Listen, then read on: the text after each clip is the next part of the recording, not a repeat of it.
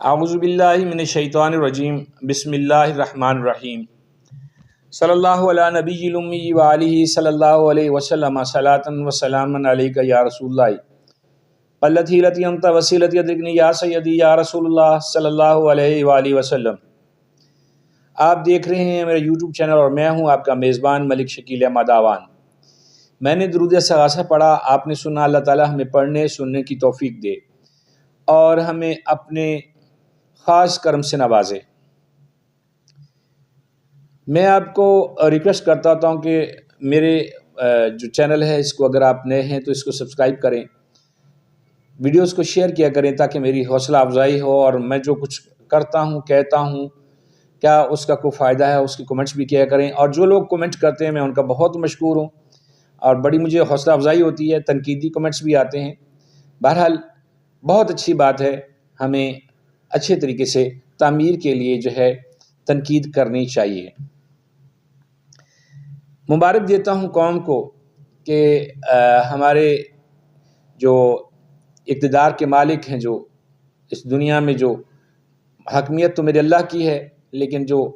خاکی ہمارے سروں پہ بیٹھے ہوئے ہیں، وزارت اعلیٰ کی سیٹ پہ بیٹھے ہوئے ہیں، وزارت عظمیٰ کی سیٹ پہ بیٹھے ہوئے ہیں، ہمارے جو اقتدار کی ایوانوں میں بیٹھے ہوئے لوگ ہیں، انہوں نے ہمارے غریب عوام کی خدمت کی۔ اور رمضان المبارک، آج ابھی رمضان المبارک چل رہا ہے اور جو رمضان پیکج دیا گیا ہے غالباً جو میری اطلاعات ہیں، آج میرا خیال ہے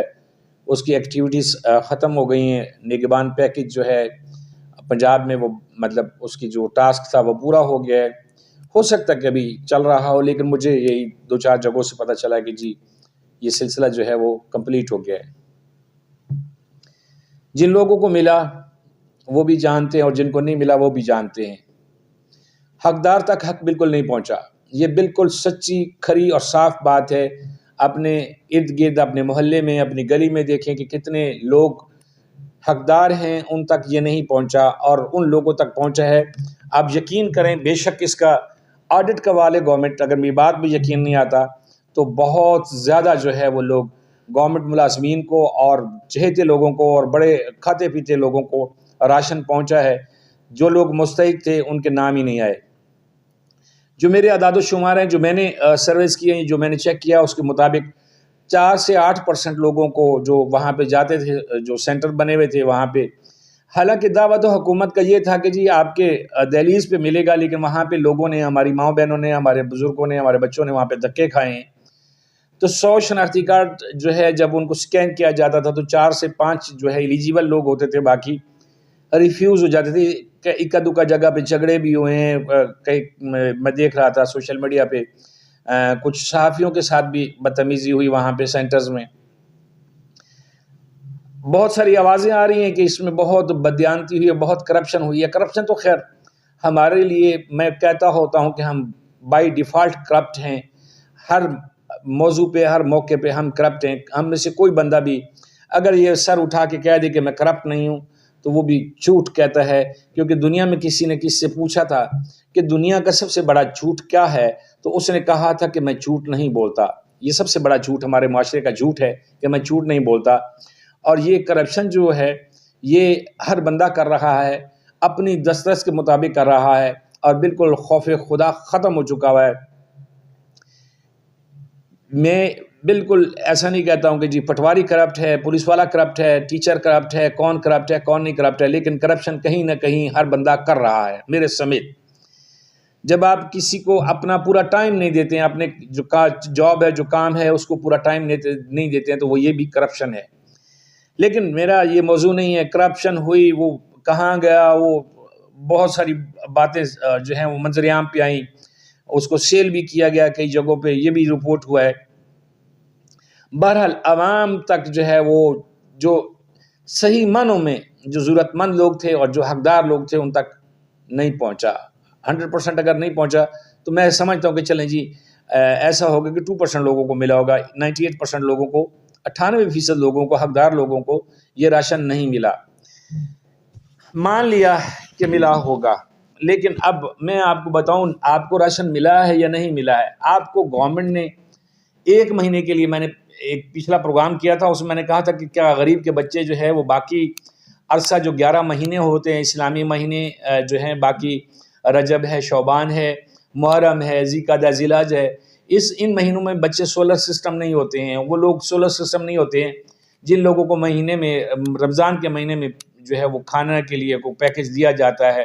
جو اونٹ کے منہ میں زیرے کے برابر بھی نہیں ہوتا، لیکن مان لیتے ہیں کہ جی کچھ تک کچھ گورنمنٹ نے کیا ہے، لیکن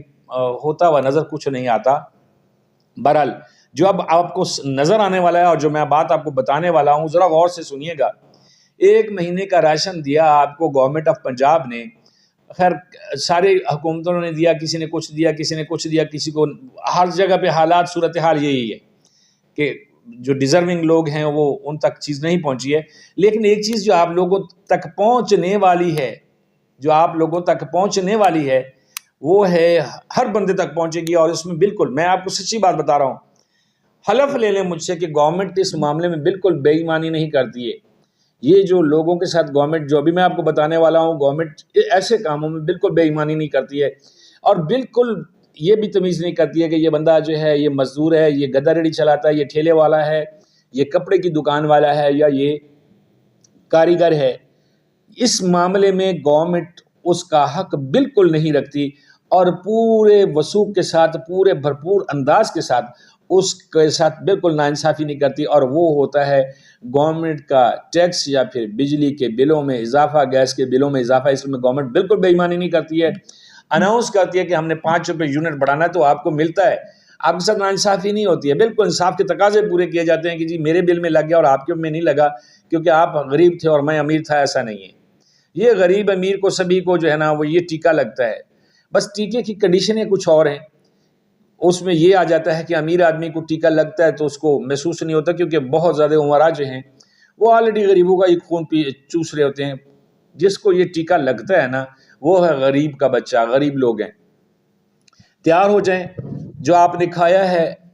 اور جن 2% لوگوں کو ملا ہے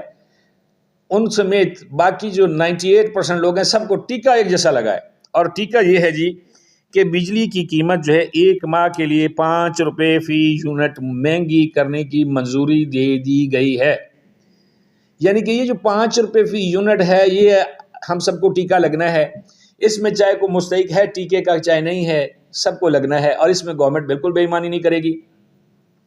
اب سوال یہ پیدا ہوتا ہے کہ گورنمنٹ ایسے کام کرتی کیوں ہے جس سے وہ اگر کسی کو 2 روپے دیتی ہے تو 10 روپے نکال لیتی ہے؟ ایسے کاموں کا کیا فائدہ؟ یہی اگر یہ جو راشن کا جو ایک بنایا گیا ایک، میں اس کو کہتا ہوں کہ یہ ایک سیاسی مقاصد کے لیے اس کو کیا جاتا ہے، یا اپنی نیک نامی کے لیے کیا جاتا ہے، جیسے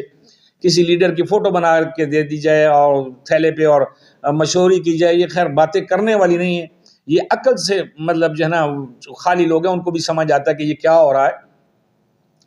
لیکن یہی اگر یہ بلوں میں ڈسکاؤنٹ کر دیا جاتا اور یہ پیسہ جو ہے وہ سبسڈی میں لگا دیا جاتا تو شاید لوگوں کے ساتھ ناانصافی نہ ہوتی، لیکن یہ ناانصافی ہوئی ہے، اور یقین کریں کہ ایسے ایسے لوگوں کے نام جو ہیں وہ نکلے ہیں، ان میں جو ایلیجیبل لوگ تھے جو آلریڈی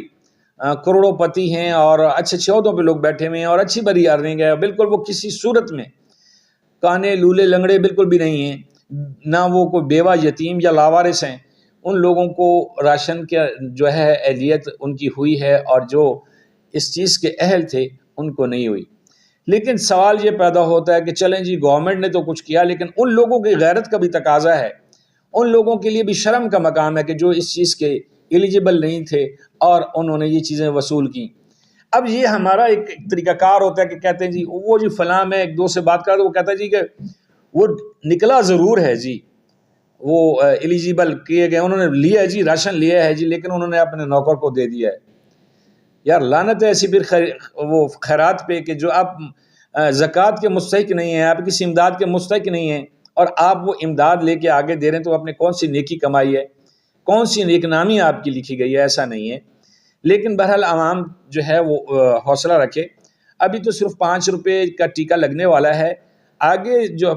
آنے والا وقت ہے یہ رمضان میں ہی مجھے لگتا ہے یہی ہے کہ یہ بس زیادہ سے زیادہ اپریل ہے، اس میں گیس کا بھی ٹیکہ لگے گا، اور پیٹرول کا ٹکا تو لگنا ہی لگنا ہے۔ تو اب یہ بات ہے کہ یہ ہمارے جو معاملات ہیں اس میں ہم لوگ خود بے حس ہیں۔ بے حس اس لیے ہیں کہ کوئی بندہ بھی جو ہے نا وہ آواز نہیں اٹھاتا ہے، وہ کوئی درخواست نہیں دیتا ہے، کہیں پہ ہمیں کوئی چیز موومنٹ نظر نہیں آتی ہے، کوئی بندہ اس پہ